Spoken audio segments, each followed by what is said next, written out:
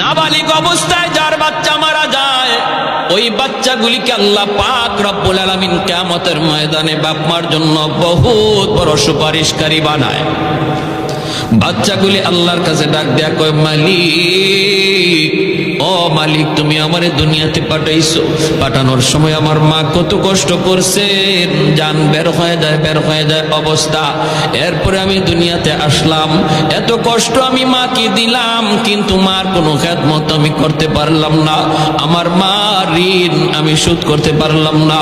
আল্লাহ, আজ যদি তুমি আমাকে জান্নাতে দিতে চাও, আমার মা বাবা সারা জান্নাতে যাইবো না, হয় আমারে বাপ মার সাথে জাহান্নামে দিয়ে দাও, হয় আমাকে আমার বাপ মার সাথে জাহান্নামে দিয়ে দাও। রব্বুল আলামিন তখন বলে, বান্দারে, আমি আল্লাহর আদত হচ্ছে জাহান্নামীকে জান্নাতে দেওয়া, কিন্তু